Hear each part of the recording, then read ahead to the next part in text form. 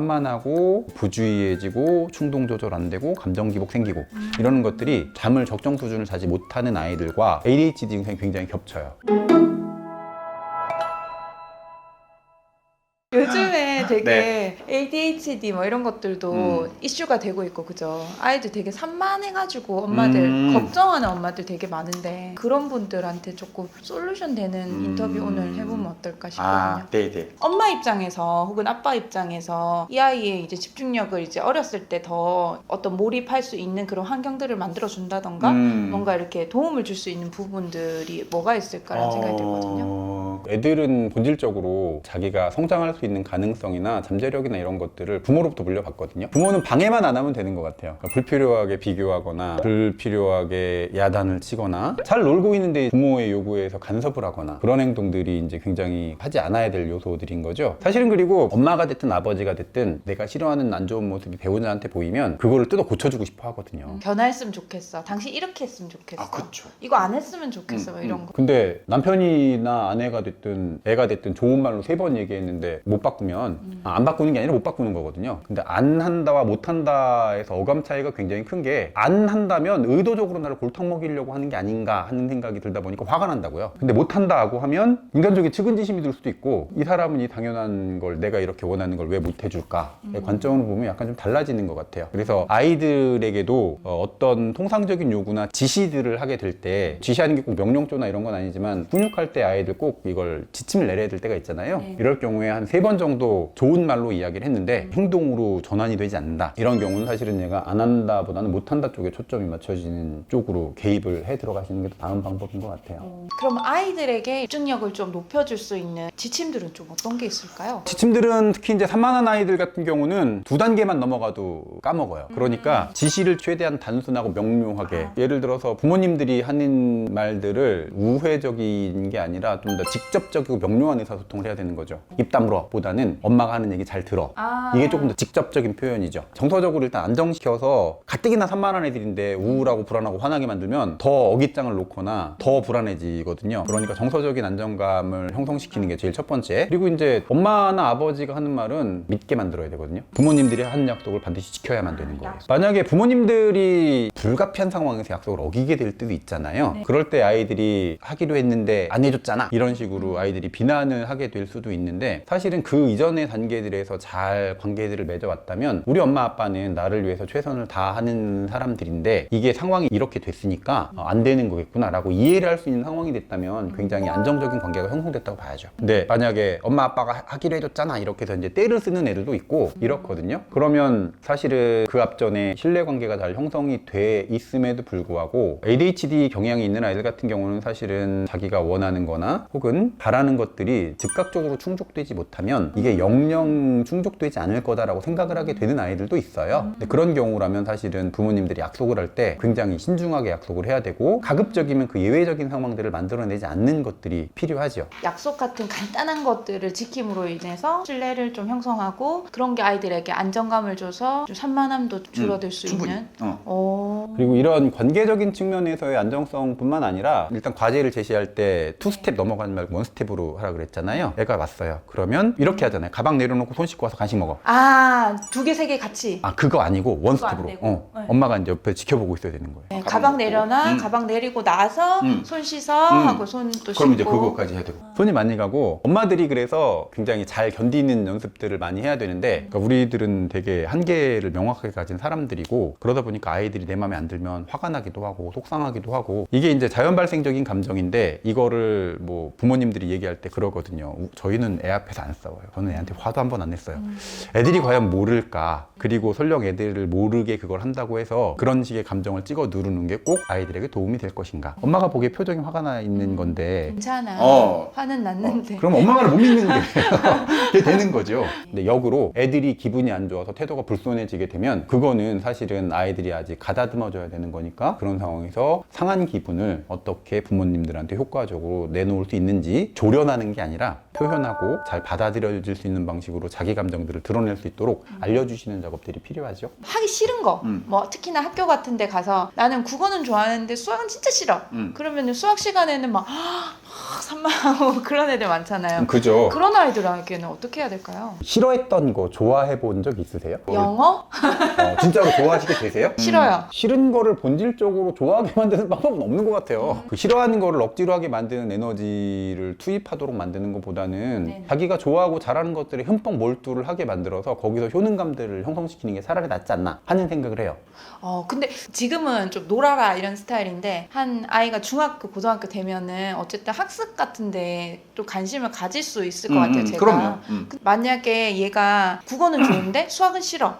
그러면 국어를 좋아하니까 네가 효능감을 느낄 수 있도록 계속 공부해. 수학은 안 해도 돼. 이런 관점을. 흔히 이제 그렇게 오해하시는데 그런 관점은 전혀 아니고요. 그거를 얘가 정말 재능이나 적성이나 이런 것들을 충분히 가지고 있는 그 과목만큼 잘할 수 있도록 끌어올리는 데 에너지를 들이는 게 효율적이냐의 측면인 거예요. 그러니까 얘가 만약에 수학을 너무 싫어해요. 얘가 되게 좋아하고 공들이는 국어만큼 좋아하도록 만드는 방법은 사실 별로 없는 것 같거든요. 만약에 정말 싫어하는 과목이 있는 거라면 그걸 못한다고 해서 계속 야단을 치거나 혼내는 거보다는 그거에 대해서 싫어할 수도 있지, 이거에서부터 시작하는 것 같아요. 흔히 뭐 아빠도 이거 못했는데 잘하게 됐어. 근데 애들 입장에서는 아빠가 싫어하게 돼서 잘하게 된 걸 왜 나한테 얘기하는 거지? 책 보는 것만 해도 그래요. 엄마들이 이제 흔히 오해하시는 게 내가 여기서 이렇게 책을 열심히 보는 모습을 보이면 얘네들이 따라 보지 않을까? 그럼 애들은 엄마를 별개로 보거든요. 엄마는 책 보는 걸 참 좋아하나 봐. 그거를 따라하고 싶어 하는 애들도 있는 반면에 엄마는 나랑 분리된 존재로 보거든요. 그러면 따라서 안 해요. 그냥 엄마만 책 열심히 보는 거죠. 보이기 위한 목적이면 그게 한계가 있는 것 같아요. 애들이 재미있어 할 만한 주제들이나 엄마가 책 보니까 이런 되게 재밌는 얘기가 있는 걸 알려주시고, 그러면 굳이 애들이 책을 낑낑대면서 그걸 쭈그리고 앉아서 볼 하등의 이유가 없고, 그리고 예전에 있던 습관들 있잖아요. 인터넷이나 여러 가지 정보 매체가 없을 때는 책이 인류 지혜의 보고였거든요. 책에서 지식의 경로나 이런 유입되는 통로를 쭉 보면 책이 아니어도 우리가 지식을 습득할 수 있는 경로는 얼마든지 있습니다. 유튜브가 그렇고요. 그리고 인터넷 검색이 그렇고요. 다른 애들한테 물어볼 수도 있는 거고요. 그러니까 책 자체에 너무 집착하시는 건 그닥 좋은 방법은 아닌 것 같아요. 만약에 애들이 책을 정말 읽고 싶으면 아주 어렸을 때부터 엄마 아빠가 저녁 때 잠잘 때 좋은 기분으로, 잠자기 전에 나른한 느낌으로 옛날에 이랬습니다, 호랑이가 있었답니다, 이런 얘기를 해줄 수 있잖아요. 네. 거기서부터 시작하게 되는 것 같아요. 네. 그리고 어쩌다가 책을 그냥 보는 게 아니라 책을 정말 좋아하게 만들려면 엄마 아빠가 책 늘 보고 도서관에 가서 빌려오고 나중에 무슨 책 볼래, 그리고 책 그냥 톡톡 사주는 것보다는 그런 도서관에 가서 한번 이렇게 쭉 보고서 네가 읽어보고 진짜 마음에 들면 엄마가 책 한 권 사줄게, 아니면 네가 용돈 모아가지고 네가 반 정도 모으면 엄마가 그 나머지 돈 채워줄게,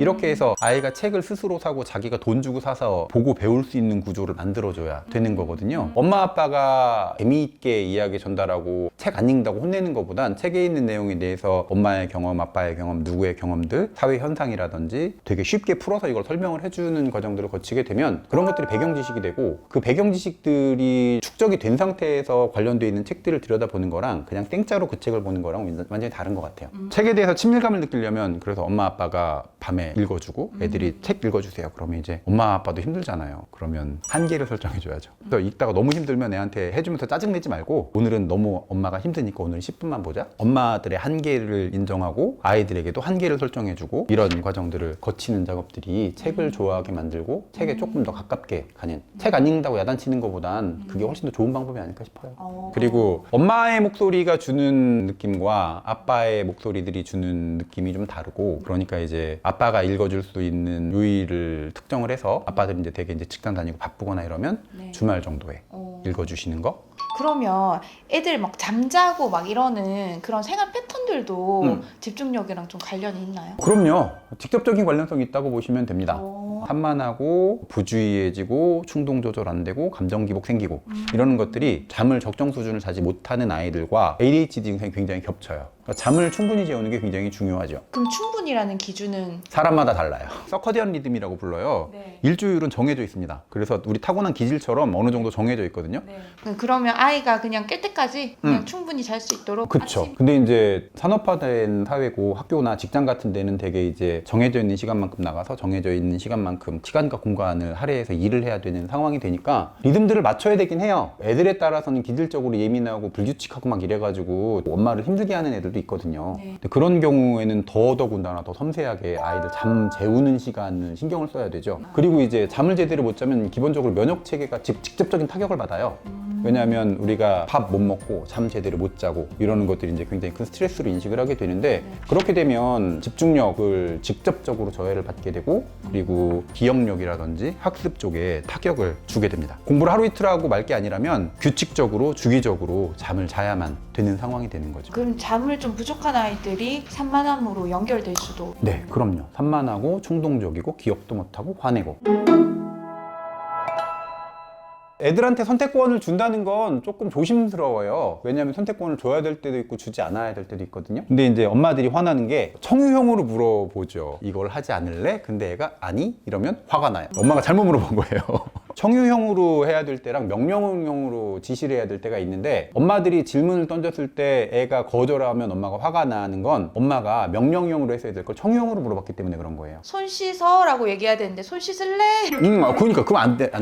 손 빨리 씻어. 이렇게. 손 씻을래라고 얘기하는 건 애들한테 선택권을 준 거기 때문에 애들은 자기가 선택권을 부여받았다고 착각을 하게 되거든요. 그러니까 싫어 말이 나오는. 그러니까요. 그러니까 해라고 명확하게 이야기를 해요. 그럼 이제 엄마는 왜 저러는 거지? 그러니까 이런 이중적인 의사소통을 하는 건 사실은 엄마들이 선택권을 줬다라고 보기는 어렵죠. 명령을 할 때는 정확하게 뭐뭐 해라고 얘기하고, 그럼요. 진짜 의견을 묻고 싶을 때 이거 할래? 뭐 저거 할래? 이렇게 물어보고. 그렇죠. 그리고 이제 그거 선택권을 했을 때 엄마들이 이제 나는 얘 의견을 충분히 물어봤어요. 근데 이거를 물어보면 충분히 의견을 물어봤다는 게 애가 결정을 내리기 전에 해야 돼요. 그러니까 예를 들어서 빨간 옷을 입을래? 파란 옷을 입을래? 라고 이야기했을 때 엄마들이 하는 얘기들 중에 하나가 애가 파란색을 골랐어요. 파란 옷이 좋아요. 그러면 엄마들이 오케이 하면 좋은데 왜 빨간 옷은 싫으니?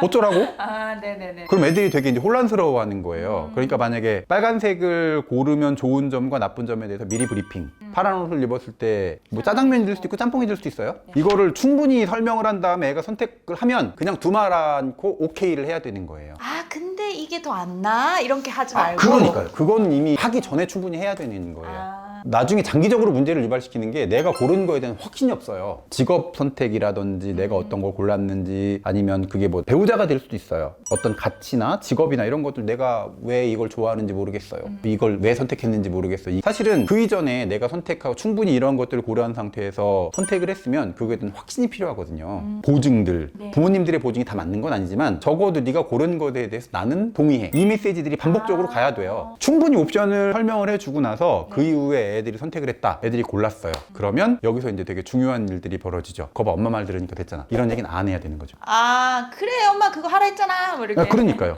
왜냐면 애가 어떤 선택을 해가지고 골랐다. 얘네들이 미성년자잖아요. 그러면 애들이 그걸 선택하는 동시에 엄마나 아버지의 책임이 거의 절반 가까이 차징이 되는 거예요. 엄마 아빠가 얘가 선택한 거에 대해서 비난하거나 할 필요 없이 애가 고르도록 돕고 그걸 하도록 했고, 그럼 엄마가 아빠가 그걸 책임을 같이 져야 되는 거예요. 너 때문에 그랬잖아. 네가 골랐잖아. 그러니까 책임을 진다라는 게 비난하거나 공격하라는 얘기가 아니라 조용히 그 힘든 거 같이 견뎌주고 경제적으로 약간 도움을 줄 수 있는 부분이 있거나 이러면 약간 도와주는 쪽으로 초점을 맞춰야 되는 거죠. 그리고 이렇게 아이들이 한 선택에 대해서 엄마 아빠가 책임을 같이 져준다는 건 이렇게 비난을 하는 게 아니라 옆에서 같이 그럼 어떻게 하는 게 좋을까? 이 다음엔 어떤 식으로 진행이 됐으면 좋겠어? 이렇게 견해를 물어보고 다시 선택을 하고 다시 이것들을 조정할 수 있는 기회를 주는 게 선택에 대한 책임인 것 같아요. 비난하는 게 아니고. 이미 결정한 거 지나간 걸 우리가 바꿀 순 없잖아요. 그러니까 지금 있는 거 충분히 받아들이고 다음에 어떤 가닥으로 나아갈지를 우리가 선택하는 것. 엄마도 아빠도 인간이다 보니까 늘 실수를 하잖아요. 그러니까 부모들도 그 실수나 잘못이나 이런 것들을 충분히 수용하는 쪽으로 가닥이 잡혀야 되겠죠, 아무래도.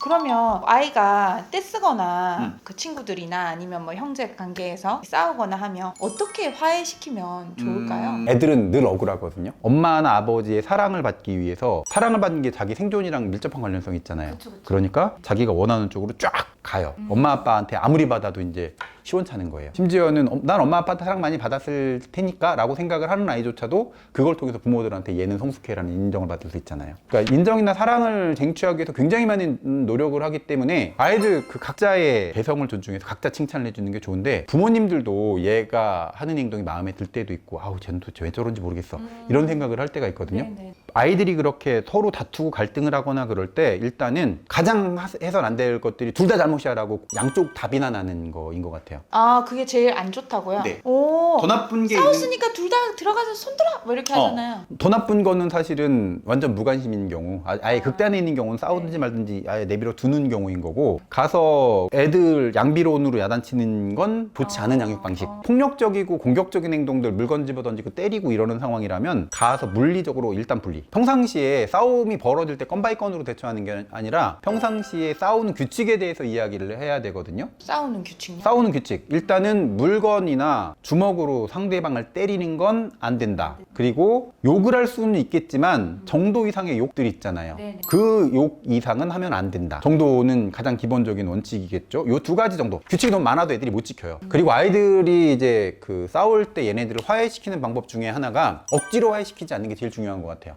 악수해. 그러니까 안 그거 하고. 하지 않으면. 하지 말고. 그러니까 예를 들어서 나를 때린 사람한테 가서 껴안고 포옹하라고 그러면 저는 화낼 것 같거든요. 중대한 사람도 다시는 안 보고 싶을 것 같아요. 그러니까 내가 감정이 풀어져야 되는 거거든요. 그쵸. 그러니까 감정이 풀어지려면 역시나 슈퍼갑인 엄마나 아빠가 내 편이라는 걸 확신을 해야 되죠.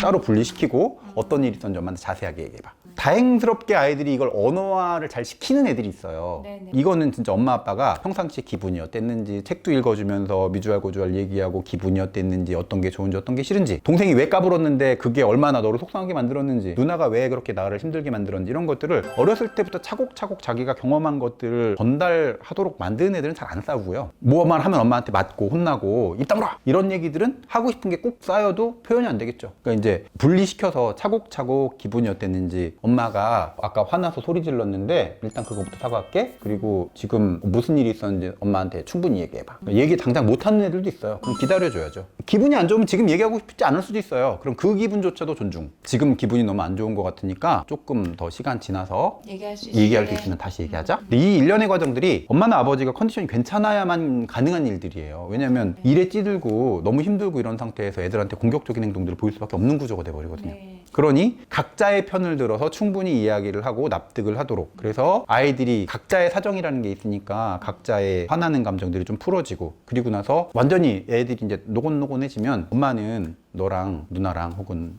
사이 형제들끼리 사이좋게 잘 지냈으면 좋겠는데 모든 걸 다 화해할 순 없다고 하지만 네가 사과할 수 있는 부분은 어디까지인 것 같아? 그리고 나중에 이런 상황이 됐을 때 다른 좋은 방법들이 있다면 어떤 게 있을까? 옵션 1, 2, 3, 4 해가지고 이 중에서 골라내서 나중에 이럴 때는 뭐 엄마한테 온다거나 중재를 요청한다거나, 뭐 경우에 따라서는 아주 심하게 치고받지 않는 이상은 자기들이 스스로 해결할 수 있도록 부모들이 약간 한 발 빠져주는 것도 괜찮긴 한데, 이건 자칫한 방임이 되니까 초반부에 해결할 수 있는 여러 가지 방법을 알려준 다음에 아이들이 어느 정도 문제 해결 능력이 생긴 다음에는 스스로 해결할 수 있도록 도와주는 것도 한 방법이겠죠. 이제 또 잘한 일이 있잖아요. 그럴 때는 또 어떻게 칭찬하면 좋을까요? 어떤 의도를 가지고 있는 칭찬보다는 좀 더 순수하고 진솔한 칭찬들이 연결이 돼야 되는 것 같아요. 칭찬받으면서 그 안에 사는 고래가 나을까요? 아니면 바깥에 나가서 그냥 지 맘대로 사는 고래가 나을까요? 지 맘대로 사는 거예요. 그러니까요. 저도요. 칭찬을 통해서 애들을 조종할 목적이라면 안 하는 게 나아요. 아, 그러니까 진짜로 이 아이가 좋아서 이 아이의 행동과 성장이 좀 더 나를 기쁘게 하고 이 아이의 인생에 조금 더 도움이 되는 목적에서 던져주는 거라면, 근데 이제 책 좀 잘 읽어, 잘 읽었네 막 짝짝짝짝 안 좋거든요.